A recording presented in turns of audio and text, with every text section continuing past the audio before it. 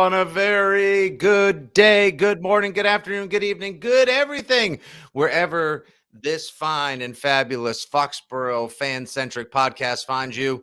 Your old pals, Nick Fitzy Stevens and Andy Jumbo Hart, bringing you the latest and always greatest edition of Six Rings and Football Things from WEEI, Odyssey, and 2400 Sports. Today, a little three-parter for you, a little something to send you off into the very good weekend.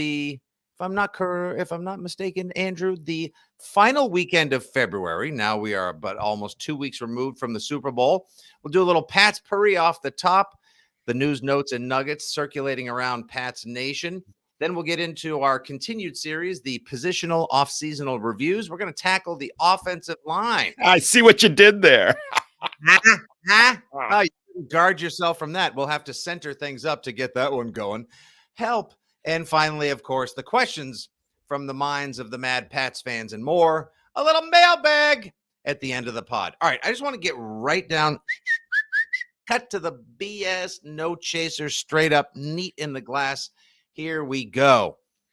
Dude, Pats fans in general and the media, other GMs, talent evaluators, everyone, but in specific, people that cover and or root for the New England Patriots football team need to get their ish together, because it is, to use triggering Wells Report phraseology, more probable than not that Michael McCorkle, a.k.a. Mac Jones, is going to be your starting quarterback for the 2023 season. And should he play very well, exceptionally well, to even pretty darn good, he'll likely be the quarterback the year after that. And then we can get into whether or not he'll be the quarterback after that. That'll be 2025. We will be lucky to still be here on this planet we call Earth by that point. And yet still, whether it's Tom Curran joining Rich Eisen on the Rich Eisen Show, having to declare that over, quote, Robert Kraft's dead body, would he trade him this offseason, whether it's the rankings, I know that got a little morbid for me as well, but still at the same time, I see the point that Tom E was trying to hammer home. Then you got the QB rankings heading into 2023, provided by former Patriots quarterback, 2008 hero, and current NBC Sports Boston analyst, Matt Castle, where he's ranked 25th of the 32 starting quarterbacks in the league, which was just borderline preposterous to me. And Andy, any tweet, any post, whether it's the offseason quiz that we put up last night, a poll on the Rich Keefe Show at Rich Keefe Show. What is the biggest question heading into 2023? Can Mac Jones return to form or even excel past his 2021 stats? Was the winner of the poll question. But check the mentions on any Mac post. Half of the mentions from Pats fans following the done dirty 2022 season are Mac is mid at best. Mac is trash. It should be Zappy. Get Lamar. Get Rodgers. Pats are going nowhere this season. Mac is toast. I don't want him as my quarterback.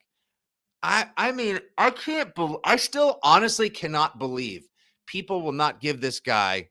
This is beyond, Andy. This is now far beyond I'm still mad about Brady.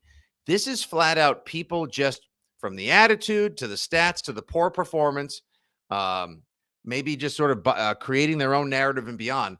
Seems like legitimately half of the people that cover, talk about, and root for the Patriots are already out on Mac Jones. What the F is he going to be able to do to win them back? Oh, I think, and we've talked a little bit about this, we're such simpletons as fans. Win 3 games in September, throw for 300 yards twice, have 8 touchdowns and 1 pick, and all you frauds will be saying, I never doubted you, Mac. I was with you all along. Like, that's how you guys are. That's how you people are. Okay. I'm starting with you people. You're right. You people. Right off the top, you're already you peopling us. Right out the gates. The gates.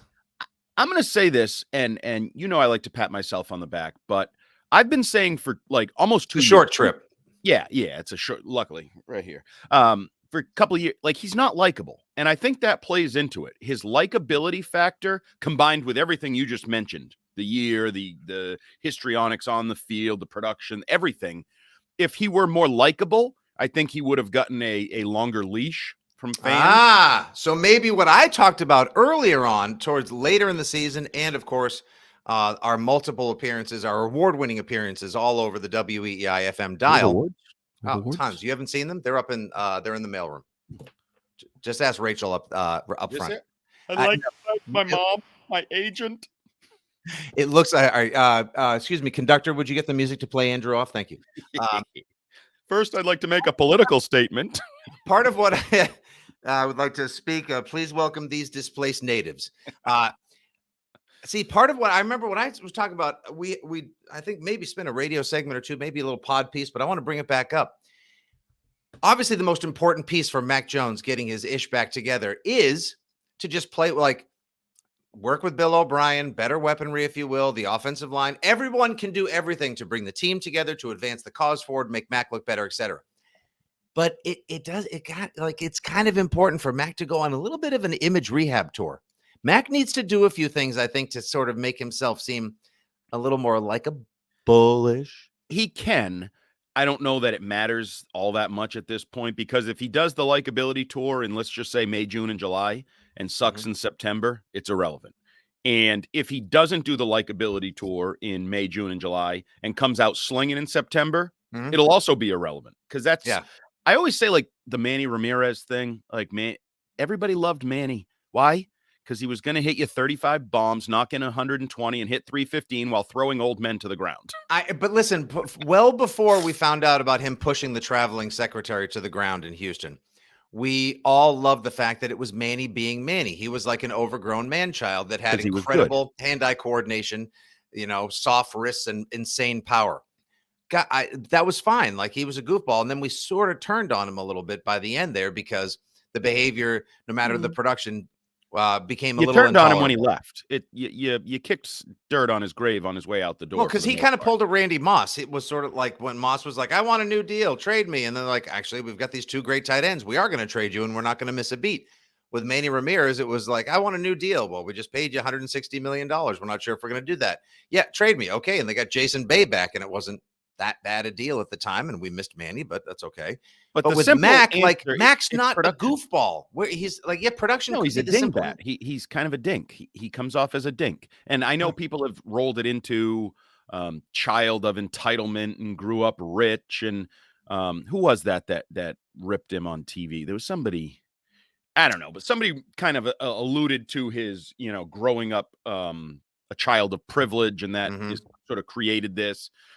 Whereas I tennis think brat narrative, yeah. But that's what Mac says. Mac acknowledges that, has talked about growing up in tennis in an individual sport where it's just you, and how he had to break himself of some of those, and probably still hasn't broken himself from some of the aspects of his character that were honed in that world. And I think that's true.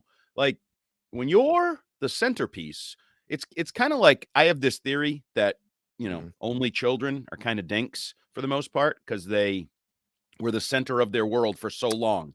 Yeah. Whereas there wasn't anyone else to compete with them. It helps to actually have brothers and sisters. And then the most likable people often have brothers and sisters that fought for everything, debated everything. Like, it just creates a more normalized human being, because the world is not all about you. Sooner or later, you find that out. But if you're an only child, you don't find it out until you're like 24 and out in the real world.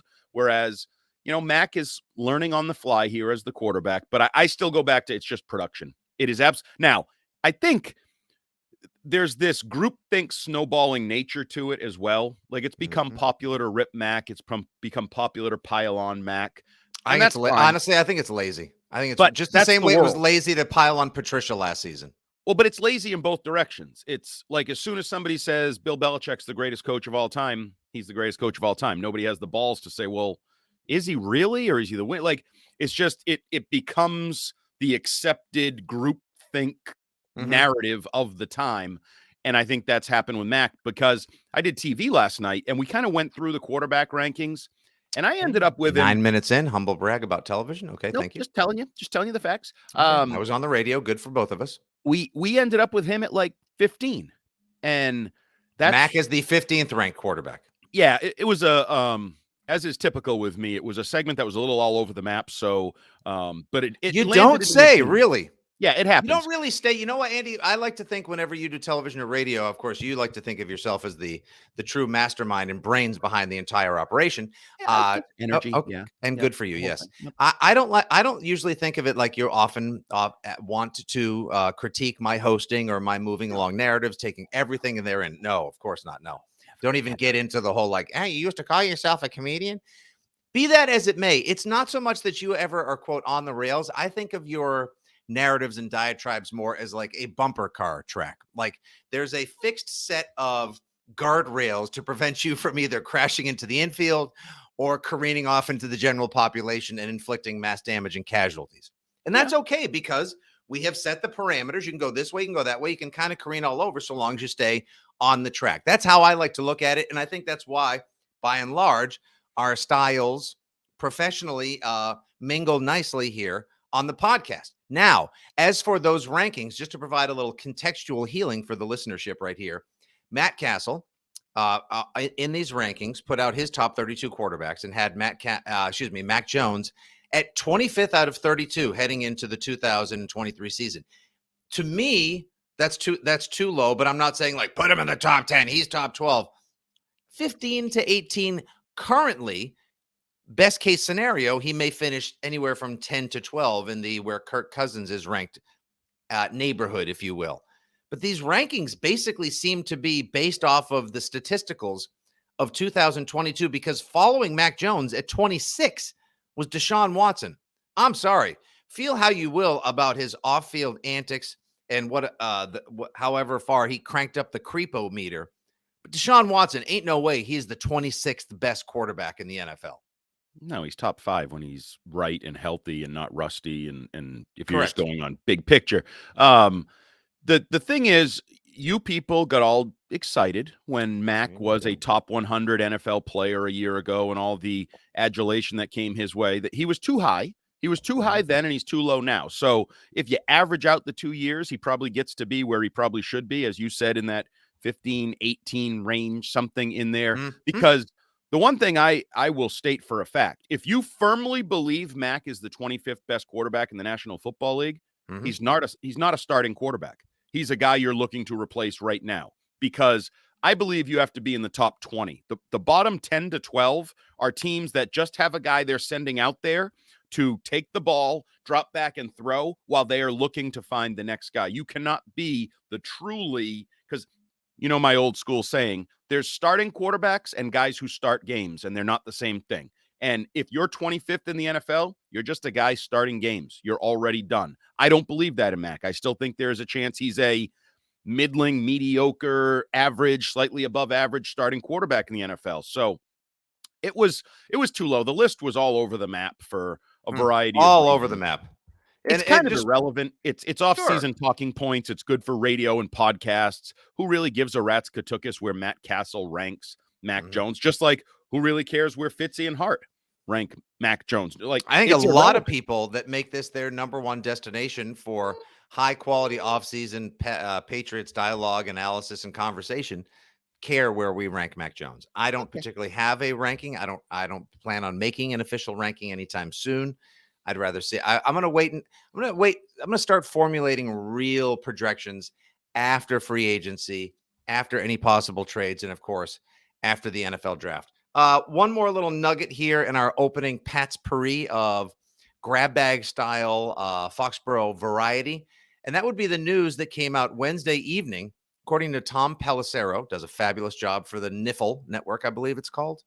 Matt Patricia became the third gentleman to interview for defensive coordinator of the Denver Football Broncos, following Vance having the time of his life. Joseph, former head coach of the Denver Broncos, no less, and of course, the classy Freddie Blassie of the NFL, Rex Ryan. I used to think that I wanted Rex Ryan to get the job the most so I could get him back in the NFL. We could get the theater, we could get the villainy and all that jazz. How badly do you want Matt Patricia to be the defensive coordinator of the Denver Broncos, Andy? Well, my first two reactions to this, so Denver is definitely continuing my Washington Dan Snyder comparison. They're only interviewing ex-head coaches, big name guys for coordinator roles. Like they're putting together. I'm intrigued to see what they try to do personnel wise as they move forward. It's like an old fashioned. It's like an all-star team from 5 years ago. Absolutely, and it's the Washington way, and it didn't work for them, and I'm not sure it'll work for Denver. Second, I don't know if it's a real interview or not because Sean Payton is a friend of Belichick, and so I don't know if this is just toss my guy a bone, get his name out there, get him keep his name in more positive. Get his name back to the defensive side of the ball. Defensive, because I effed him last season. So could you do me a solid and help repair his image? Okay, absolutely. Now maybe he's a legitimate candidate because he and Rex Ryan both have not coached defense for a while. I find that interesting. Rex Ryan, it's been 5 years. No, he got canned from Buffalo, I want to say in 2017. So yeah, 5 years since he has been a coach. Matt Patricia's been a coach, but I don't know exactly what he's been doing the last couple of years. It has not been coordinating a defense. Certainly last year it was coordinating a horrific offense. So both are kind of having to knock the rust off if they get the job. But my gut tells me this is a favor from Sean Payton to start the rehab process of Matt Patricia because he's too young, right? He's not ready to just go off into the sunset. He's our age, for God's sakes. Right. Like he clearly still wants to coach somewhere, somehow. And I think this is a start of bringing some legitimate. Right now, he's kind of what he wore on his shirt getting off that Super Bowl. He's kind of a clown. And I think he is seen that way, and he has to start to build some credibility. I think this is a really good head coach in Denver, building a staff, interviewed him. So Patricia's back in the conversation in the defensive mix. I think this helps him, and I think that's what this is about. Or maybe he could contact, because I'm sure he can get the numbers from the secret Foxborough Rolodex. He could contact Matt Walsh or Dorito Dink and go into the Patriots scapegoat relocation program. Yeah, I don't think that's what he wants to do at this point. I don't think that's what he's got in mind. What we want to do is continue to grow this fabulous Foxborough community of Patriots Talk and beyond. Give us a follow at 6 Rings Pod. Shout at us anytime you got questions, comments, critiques, and more at FitzyGFY and at Jumbo Hart. Tell your friends 6 Rings Pod is here to stay. Multiple episodes all off season long. It is a pleasure to be here with you. Continuing on, Andy, it's time for the latest installment of the 6 Rings Positional Off-Seasonal Analysis Review segment portion of the program. Tighten it up. Program. We now move on. Last episode, of course, we talked about safeties, a sneaky or maybe even not so sneaky important part, not just of the defense, but the New England Patriots overall. Will they address it in the draft? Some think that they maybe should go get another one early on. What's DMAC going to do? Will they sign Duggar and beyond? A high-level interest position for sure. We now land on the position I believe to be the most important on the 2023 Patriots. They should address it in free agency. They need to address it in the draft, and they need to solidify this position first and foremost in Foxborough. Offensive line, the bro line, Andy. Just give me your opening thoughts about how the Patriots, having 3 tackles, let's refresh for the audience. They have some starting guards in place with Mike Onwenu, PFF favorite, now to be second year, last year's first round pick that shocked the world, Cole Strange at left guard.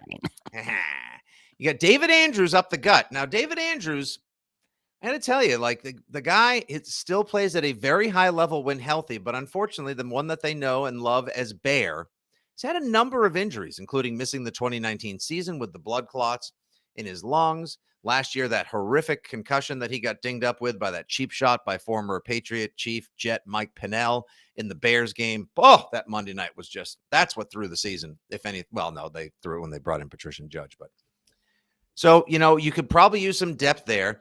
You have a couple of guards on your practice squad that you drafted in later rounds last year. Cody Russi, the other gentleman from LSU whose name I'm forgetting right now. That's okay.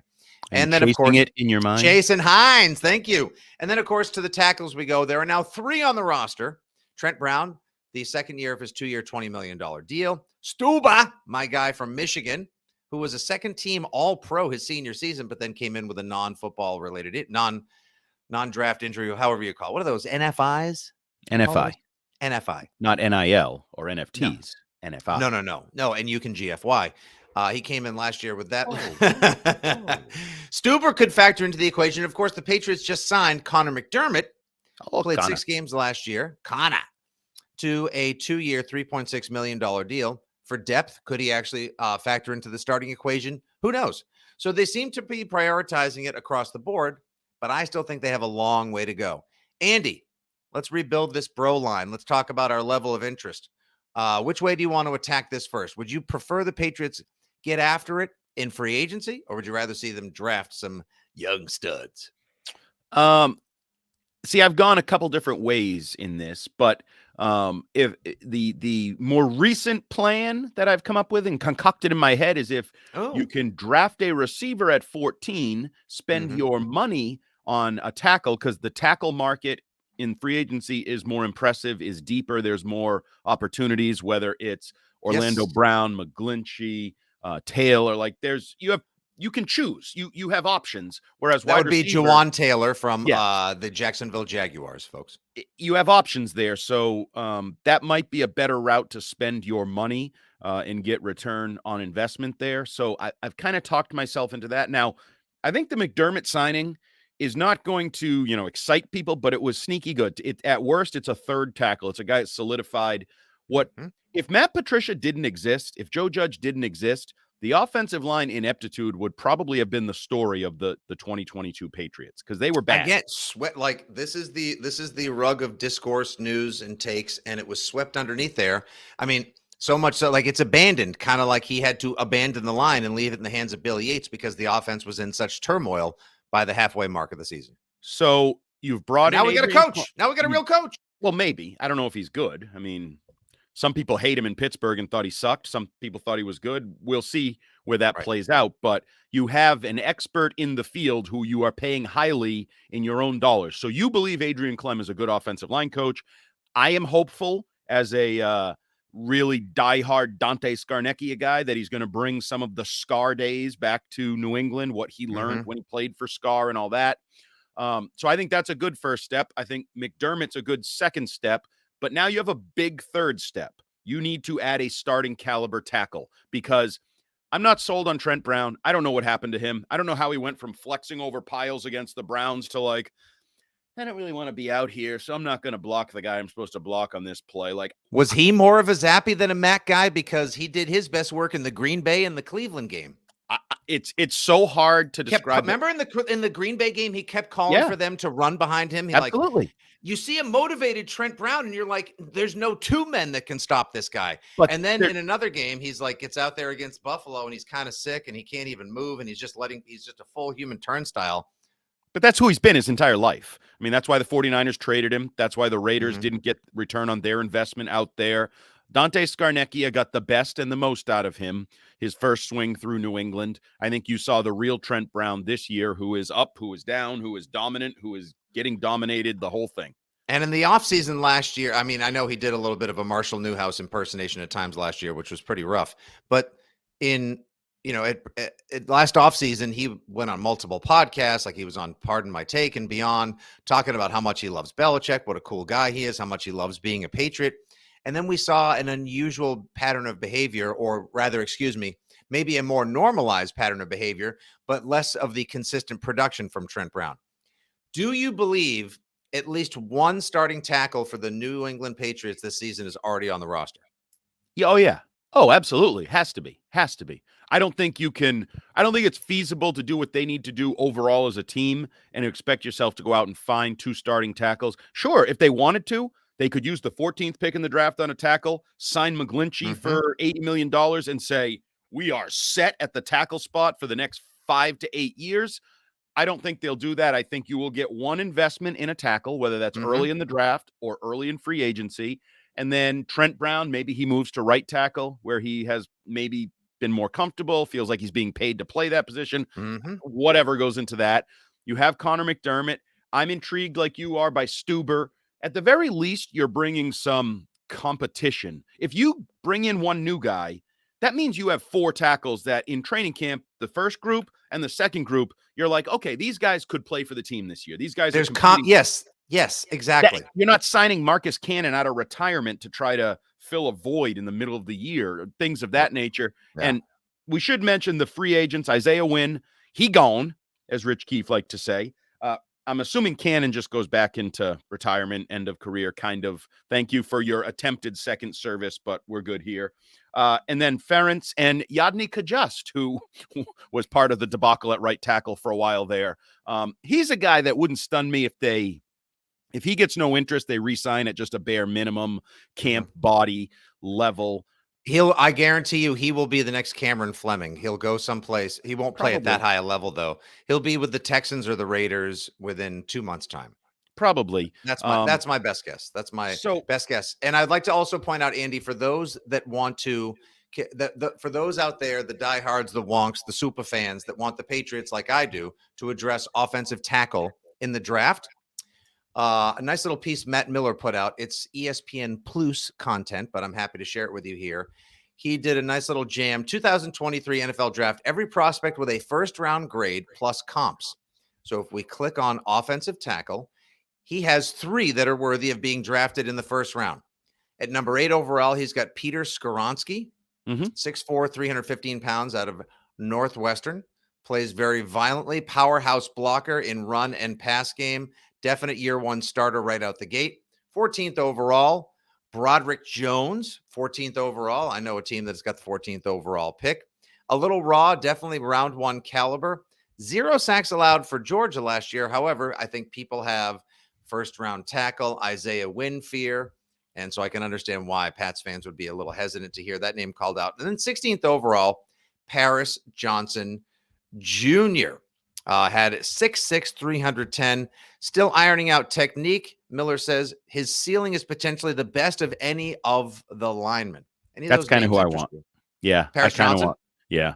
I like a big Johnson on my offensive line. So I'm intrigued by the upside that he brings to the What are you laughing at? Where did Fitzy go? He fell right out of the box of the YouTube recording. I haven't watched any tape yet, so I will watch these guys and maybe but just sort of on reputation and what I've read of the 3 of them, Johnson I find really intriguing. He has sort of the prototypical like 6'6", the length, the size. Miller's comp was Terran Armstead, the highly compensated left tackle on Miami who used to be with the New Orleans Saints. Right. So you're talking about potentially just a building block, and I like that idea. The Jones thing, it's not fair to him. He has no tie to Isaiah Wynn. But 0. He has the logo, the school, the idea. They're tied in people's minds. Yep. Can't help it. I don't. And he's a little shorter. I know I got into a little kerfuffle with people on Twitter because some of the scouts have said he might be a little undersized. And I joked like, "Oh, an undersized tackle out of Georgia. What else could the Patriots hope for in the draft?" But they're all well thought of. And they're all, from what I see, almost unanimously considered top half of the first round picks, right? You're at 16 for the third one on Miller's list. Zay Flowers, for example, people are pushing him up the draft boards. I don't think you're ever going to get to a point where he's considered universally a top half of the first round prospect. I don't think you can miss on this pick. I don't think you can take chances. So the offensive line is probably the safer route with these 3 guys. And it's weird because I think fans have accepted that. In some years, I think tackle would be like, "Oh, what are you doing?" I think some fans have really embraced the idea that taking a tackle at 14 would be the fun decision, the right decision, the best decision. And I love it. That's interesting. That's interesting. Unsexy is the new fabulous and fun for the Foxborough faithful. Okay, let's imagine. Ready, Andy? Let's go down your road real quick as we look at the line. There are no guards or interior linemen that Matt Miller gave a first round grade to, and we feel like the interior of the line is in much better shape than the outside tackle. Well, the one problem is Onwenu is going to look to get paid after this year. So unless he's willing to take dealt away freaking Shaq Mason, you're going to have to pay somebody at some point. I'm just saying he's going to have to be paid after this year. And as you said, I'm sure his agent is trumpeting all these PFF grades and all these reports that say he's so good, trying to fluff up his contract. I'm not sure Onwenu's a guy that's going to just take the early Patriot extension offer and say, yeah, I like it here. I want to stay here for 62% of my market value or whatever it may be. He's not going to get paid like Joe Tooney either. So but he's going to get paid. He definitely should get paid. They should address that sooner than later as well. Let's just say the Patriots do something like okay, so you have Trent Brown signed for one more season. You send him back to right tackle. You want to find a left tackle for this season, and maybe McDermott's your swing. And now if Stuber's healthy, you treat him like you did Nate Solder in 2011, which is draft him behind Matt Light, give him a year to really learn healthy on the fly, digest the playbook, get his feet wet, get a little taste of the NFL action because he couldn't do squatola last season. All right, so let's address it by signing or trading for somebody. Juwan Taylor, like we mentioned, right tackle for the Jacksonville Jaguars last season, plays at a high level, could definitely get himself paid, probably a 4-year, $60 million deal. That's reasonably palatable for a starting tackle in the NFL. Or do you potentially kick the tires on Taylor Lewan, who was just released from the Tennessee Titans? When he plays and he's healthy, he can play at a very high level. When not, and he has been injured quite a bit over the last couple seasons, he's a hot mess. Yeah, hurt and old and cheaper is not what I'm looking for. I'm looking for swing for the fences, solidify the line so you can just say, okay, that's good. Now I can turn my attention elsewhere, Mac, the passing game, everything else. No, Orlando Brown, I don't know what he's going to get paid, but as a left tackle, who is a left tackle for the Super Bowl champions, as a left tackle for, Patrick Mahomes, I like the idea of Orlando Brown moving Trent Brown back to the right side. You got McDermott as your swing. Because if you leave Trent Brown at the left tackle spot, you're looking for a left tackle still for next year. Like you haven't long-term solidified it. Whereas if you sign Orlando Brown for a 5-year deal, you theoretically are okay at left tackle for a while now. And Andy, I'd like to point out to the listenership, he is only 26 years old. Oh, yeah, he's young. He will be 27 by the time the 2023 season starts. So if you sign him to a 5-year, let's say Trent Williams-esque mega deal, 5 years, $100 million. To me, it is a worthy investment.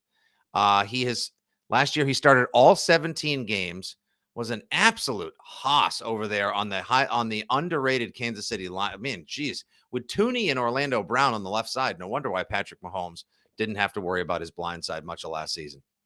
I think it's worth it. 100%. I would love to see the Patriots throw a BOC, bag of cash. BOB convinces BFB, Bill O'Brien, Bill friggin' Belichick, to throw a BOC, bag of cash at OBJ, Orlando Brown Jr. You lock up the left tackle, and then in the draft, you know what you do, Andy? Let's get freaky. You want to trade for T. Higgins. I want Jackson Smith Nagiba from Ohio State. Well, I've actually sort of he can play. On TV last night. They called it a change of heart. Put that on the Chiron. But I've kind of, with the available options in free agency and everything, I do actually think if you're trying to fill as many holes as possible, the trade for T. Higgins doesn't work for the here and now and may not take you where you need to go. So I have actually trended toward wide receiver at 14. Sign a tackle because they are available on the open market. And then if you really want to get sneaky, that 4th round pick that you'd have to throw in to get T. Higgins before you hand him $100 million, use one of those mid-round picks on a trade for DeAndre Hopkins. So now you add a young receiver, you add an old receiver, you add a tackle. I love it when a plan comes together, says the A-team. Oh, don't do any more because we'll probably have to pay for the rights of the theme if you go like 8 notes in. No, I'm like Vanilla Ice. I added a bum. Oh, there you go. Right, good. All right, we'll have we'll make sure. Hopefully, Legal. YouTube doesn't flag this because all the bots and the AIs are listening. That's a great plan. Love that. Absolutely. I'm starting to believe that now. That's what I want to do. Yeah, now, and go sign a tackle. Go find me somebody who's proven. Address one of your 2 greatest needs, tackle or receiver, with a big fat bag of cash and a deal, and then go top shelf in the first round. Don't overthink it, and solidify 2 positions of need. I'm going to give offensive line a 9 once again.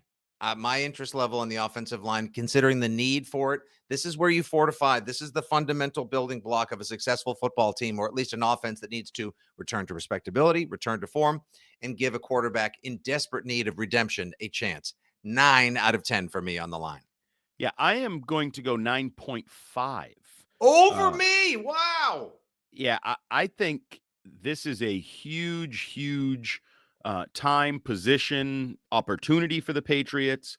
And, we often talk about Belichick going after need, whether it's free agency, like they need something, he goes and gets it. Draft needs something, he targets it, goes to get it, but only when it's available, right? He doesn't force the issue. I really need X, but only Y is available. He won't do that because bad teams do that. And for the most part, he doesn't. Maybe he did that with Jonnu Smith, separate issue.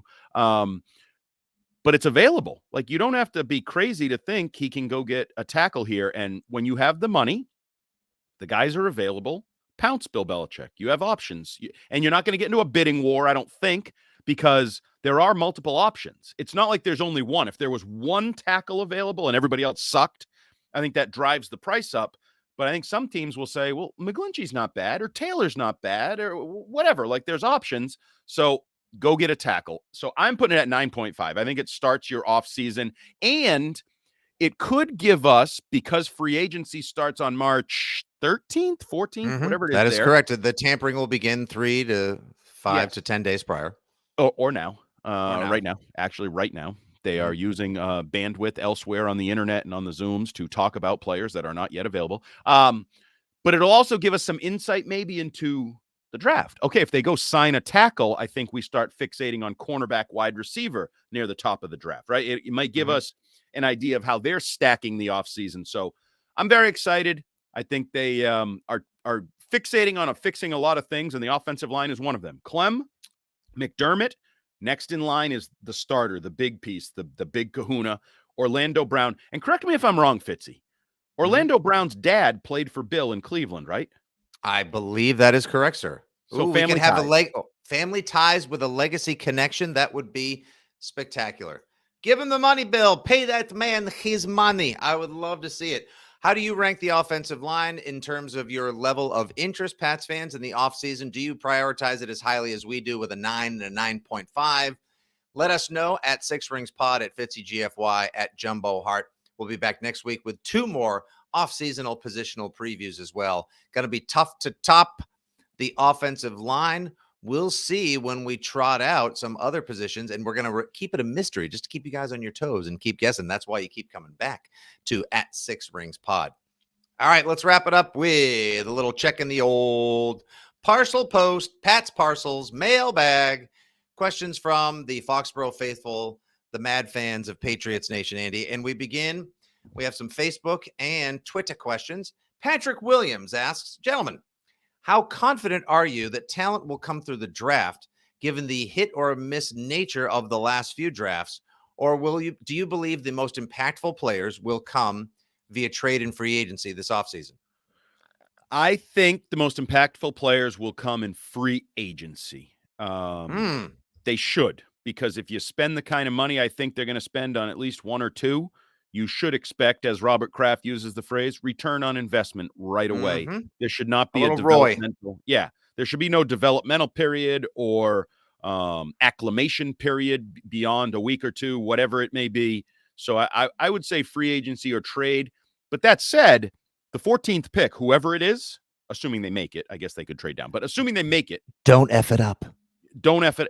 And he better be out there and contributing and playing. That, like, the new NFL means players play faster, have more early impact in their careers. It's part of the way business is done. So 14 better contribute too.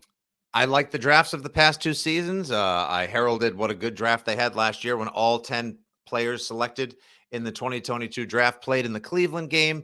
Then we had some issues with your Strangers and Thorntons and Strongs and Harrises and beyond as the season progressed. I was roundly critiqued on the website, the broadcast waves, by you, of course, present company included. I would like to point out, as I did previously, that the Kansas City Chiefs probably had one of the top drafts last year, and that contributed significantly to their ability to get back to the top of the mountain with safeties and receivers and running backs, people with immediate impact. Oh, my. And the Pats need to do just that as well. I'm with you, because if Robert Kraft is upset about the fact that they haven't won a playoff game in now 4 seasons, and they've had several years to inject youth. I'm sorry, did you say youths? To put plenty of youths on both sides of the football. Bill, go spend money the right way. Don't have one of your giant splashy off seasons where you overpay for tight ends and receivers and every other position. Go get 1 or 2 guys that can make a difference right now on this football team. Get your ass back in the playoffs and let's see what happens. So I'm with you. I think the more impactful players will come this year via free agency. At Uncle Buck 617, quick one. Is Ramondre Stevenson already a top 10 running back in the NFL? Yes. Without having actually looked at the list to make sure he's not like 12. But I mean, he's a top 10 running back. Even if he's 12, he's a top 10 running back. I'll say it that way. He is that good, that impactful, both as a runner and a receiver. Now, I think there could be a debate as to how much you want to use him in that way next year. If you really want to overload the plate and have him catch 60 to 70 balls while also being the lead back, and which one of the two youngsters is better. So if Kevin Harris is the better second-year running back, then I think Ramondre takes a few carries away from sort of the early down lead back work and trends towards pass catcher. If Pierre Strong is the guy that has the big offseason, who takes that next leap, then maybe Ramondre stays more as the lead back, the power back, the horse, and maybe Pierre Strong takes some of those third down change of pace type roles. But I don't know. I find it hard to believe I would list 10 running backs that I'd rather have than Ramondre Stevenson. Faust, you were just Foxborough filibustering there. I just ran through a bunch of running backs just in the AFC alone. I can't think of but maybe 2 or 3 I would mention in the same conversation. Now, I would also say the modern NFL running backs change very quickly. The top running backs for the most part, but whether it's injuries and guys miss a year or two, you know, the Christian McCaffreys of the world, the Saquon Barkleys, who have been great, injured and gone, great again. Like they kind of ride that zigzag roller coaster, which is why you hesitate about signing them to long-term deals, which is what Saquon Barkley is facing right now in a pivotal offseason for the football Giants. Yeah, I would never, or I've come close to the point where I would not sign a running back to any sort of a big. I would still draft one high. I know a lot of people would say I wouldn't even draft one. I would still draft one high because I actually think, you know, as we talk about value on contracts, if you get a running back for the first 5 years, that's actually what you want. And then you kick them to the curb, right? Yep. And you let someone else pay him. Thank you very much for your service. Often to that good DeMarco Murray night. Exactly. Back to the Facebook we go.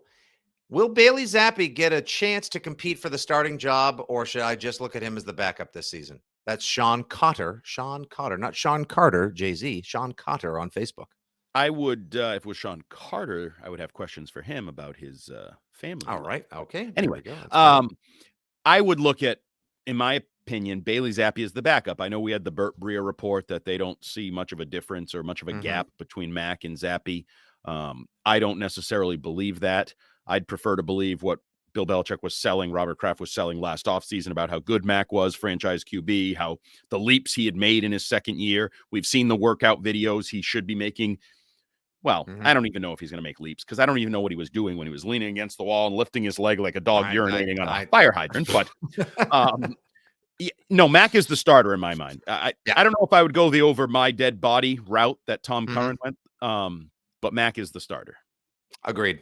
It would take a massive, more regression from Mac Jones, and it would take a massive, not growth spurt, but just huge levels of progress for Bailey Zappi. And he would just every day from late May until late August would have to honestly turn heads, impress, and just flat out outplay Mac Jones.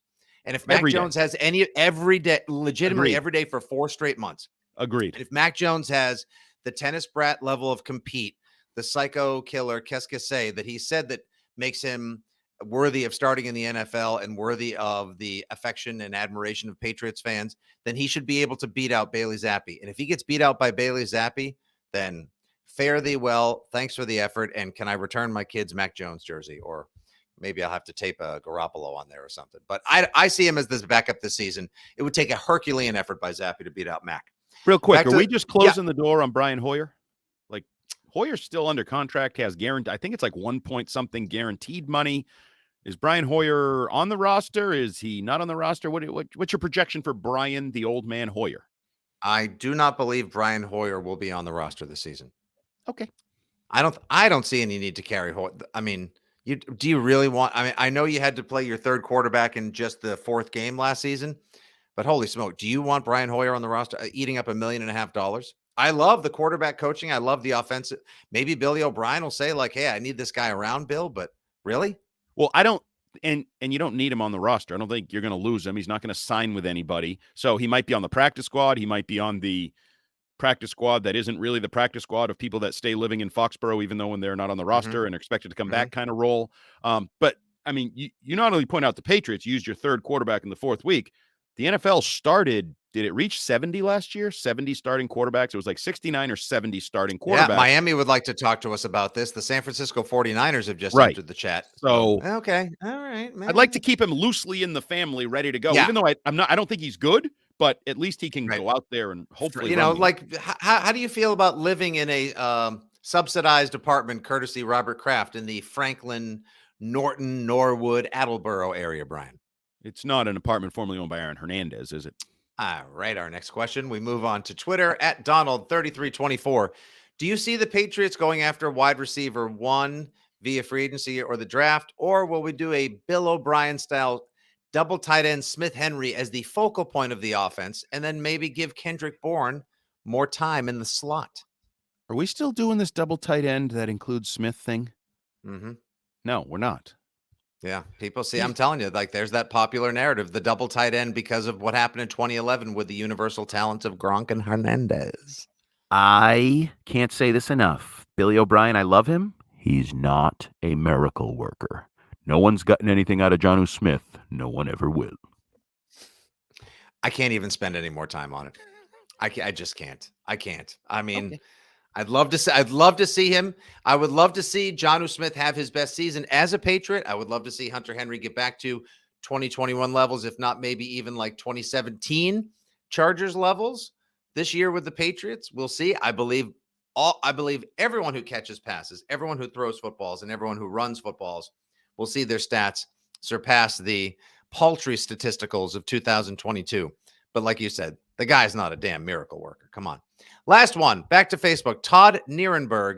Hey, with Billy O back on board, have we seen the end of relying on the screen pass as the primary form of advancing the ball?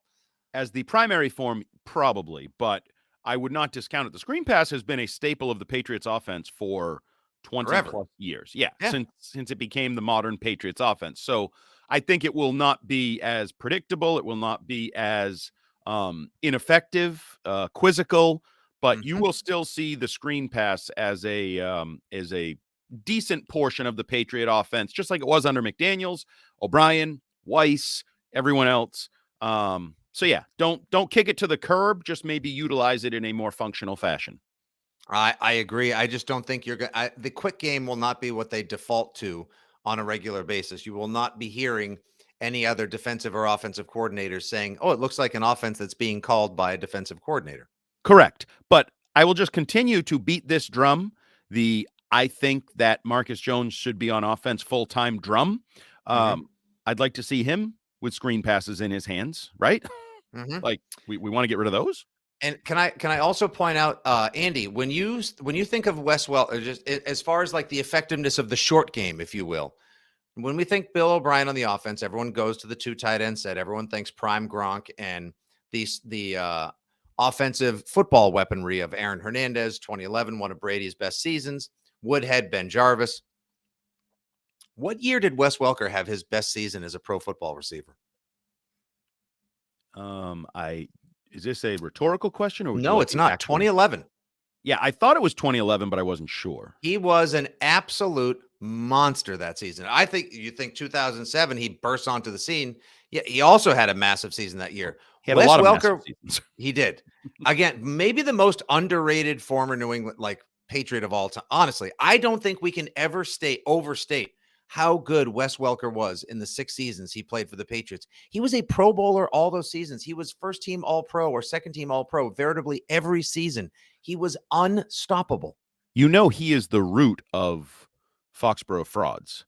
To me, he's the perfect example of somebody you people turned on who gave everything he had to you for an extended period and was truly elite, and you people turned on him.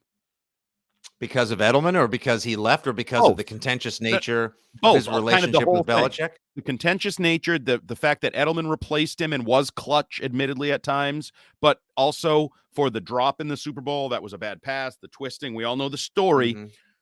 the way he has been treated by Patriots fans, Shameful.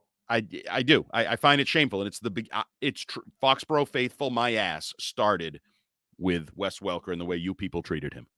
I mean, has Welker? Sorry for the old man memory portion of today's program, and we wrap here. He's gotten his red jacket, correct? No. What? No. You've got to be kidding me. No. And I don't know how. People, we have to write this wrong. And guys, Pats fans, anyone listening, if you've made it this far, I know we 50 minutes in, I know we should have wrapped a while ago, but like, folks, you have to we gotta, this has to be a thing. You have got to be, I'm sorry, I haven't sworn this entire podcast. You have to be effing shitting me that Wes Welker is not in the Patriots Hall of Fame. I believe he is. He borderline deserves to be in the NFL Hall of Fame, Gale Sayers style, for the 6 years he had in New England. I believe he is at least a one-time, maybe two-time finalist that reached fan voting, but I don't believe he is. I'm almost certain he's not in. Wow. I'll do it. I'll do it right. I'll do this right now. We talk about all these other guys. Mankins needs to be in. Will Amendola be first ballot in a couple of years? Here you go. My gosh, is Pro Football Hall of Fame? Welker, in his first 2 years on the ballot, Welker failed to make it past the initial round of voting. This is that's in the Pro Football Hall of Fame. Yeah, he's not, because last spring Paul Perillo wrote a thing about Welker being part of the nomination process, but there you go. Yeah, Wilfork made it last fall. Okay, and it was Vince Wilfork, Wes Welker, along with Malloy, Fairbank. Okay, yeah, I got it. There's still a lot of people that deserve to be in there. Vrabel, Mankins, for sure. Parcells will never see the light of the presented by Raytheon Patriots Hall of Fame Day. That's sadly the option. Welker might win the vote if it's Parcells versus Welker. If you put that vote on the ballot, that he might win that vote. Otherwise, I think he's going to struggle with the Mankins, the Vrabels, the whoever else you put him up against. I think he's going to struggle. Yeah, and he's also currly a receivers coach in the NFL, so it might be. Yeah, gee whiz, you can kind of ticket and target that one for 5. Yep. Oh man, wow. Okay. All right. Well, we'll just sort of leave it there. That bears revisiting in a future date. Okay. That sucks. Now you see why it has bothered me and changed the way I viewed the Fox. Wow. Now I'm mad about that. These are your people. No, I remember the time on the radio we were having a random back and forth. Might have been me and Ken Laird or something. We were talking about the slot receiver position and the impact Welker had. And I said something along the lines of, Welker was the best slot receiver on the Patriots ever, maybe in NFL history. Yep. Edelman was the better overall football player. And I got a phone call a few days later from Edelman's dad, good old Frank, our pal, friend of show, friend of Foxborough, saying listen, you don't know all the things that Jules had to do for the football team.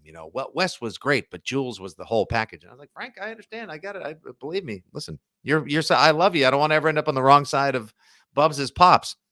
I don't want to be left in the rain with one arm tied behind my back with you chucking footballs at me. Right. But the purity of what Wes Welker did, the slot machine, he revolutionized a position in the NFL. Something he did, something he touched remains forever changed in the most popular game in North America. That merits bronzing, that merits discussing, that merits being embossed forever in the minds of football fans. And it will be eventually. And I hope time heals all wounds kind of thing. But he's gonna have his struggles based on who's ahead of him in the list. And as the list grows and changes with guys retiring every day. But yeah, we should probably put a bow on it. That's it. I'm putting my Welker jersey on later today. And I hope other people try to remember him more fondly, and we turn and pivot back to remembering how great he was. All right. Solid pod, Andrew, as always. We'll be back next week at 6 Rings Pod, at Fitzy GFY, at Jumbo Hart. And of course, we'll be on Sunday if you have a chance. If you're out doing some yard work, maybe you're basking in any snow that might possibly fall. Could be on the slopes. Put the AirPods in, the Odyssey app on the phone. If you get good service high atop the mountain, we'll be on 11 to 1 p on Sunday as well. Back next week with a couple hot pods for your Patriots fan listening, enjoyment, and pleasures. Until then, and as always, this has been 6 Rings and Football Things, brought to you by WEEI Odyssey and 2400 Sports. For Fitzy, for Hart, for our producer Turp and beyond, good day, God bless, and as always, go Pats. See ya.